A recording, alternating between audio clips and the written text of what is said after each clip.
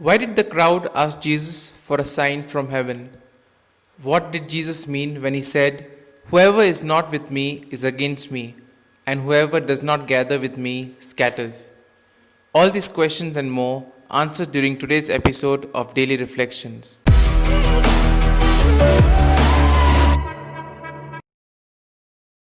Today's Gospel speaks about a long discussion around the expulsion of a mute demon which Jesus had performed before the people. The casting out of demons was a particularly cultural activity of Jesus. Demons were the names given to what possesses us in violent ways in our lives. Maybe today it would be the occasions that make for greed, violence in any way, or the self torturing guilts which may fill us.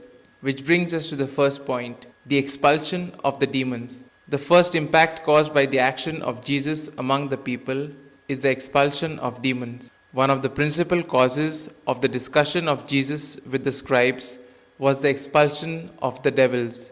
They slandered against him, saying, "He is possessed by Beelzebul." The first power that the apostles received when they were sent out on mission was the power to drive out demons. The first sign which accompanies the announcement of the resurrection is the expulsion of demons. The expulsion of devils was what struck people more. By means of the expulsion, Jesus restored or recovered persons to themselves. He restored their judgment and their conscience. But this gospel wants to tell us that it is forbidden to the Christian to fear Satan. By his resurrection and by his liberating action, Jesus drives away from us the fear of Satan. He gives freedom to the heart, firmness in our actions, and causes hope to emerge in the horizon. We should walk along the path of Jesus, savoring the victory over the power of evil. Which brings us to the next point, the diverse reactions of the crowd.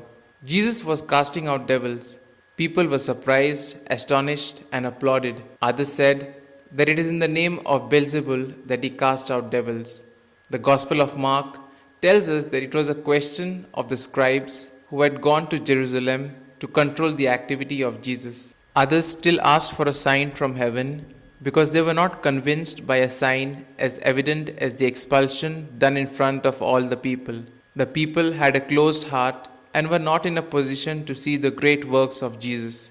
Similarly, in our lives, our vision might be sometimes obscured by our prejudices. Jesus answers their charge with two arguments.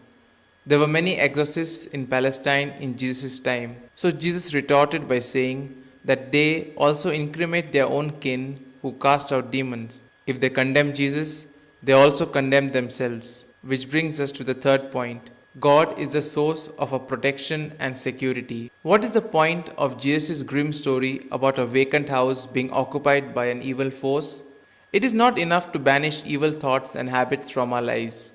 We must also fill the void with God, who is the source of all that is good, wholesome, true, and life giving for us.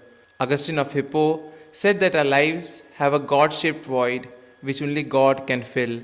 If we attempt to leave it vacant or to fill it with something else which is not God, we will end up being in a worse state in the end.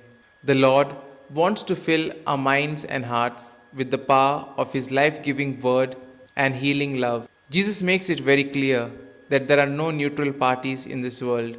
We are either for the Lord or against Him. We cannot serve two kingdoms opposed to each other. If we disobey God's word, we open the door to the power of sin and the deception of Satan in our personal lives. Here are some points for our personal reflections. Is Jesus the Lord of your mind, heart, and home?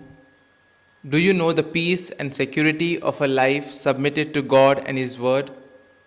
What do you do in order to cast out the power which dominates you and takes you away from God? These points can be of great help to reflect on today's Gospel. And if you like our reflection, do share the good news of our Lord.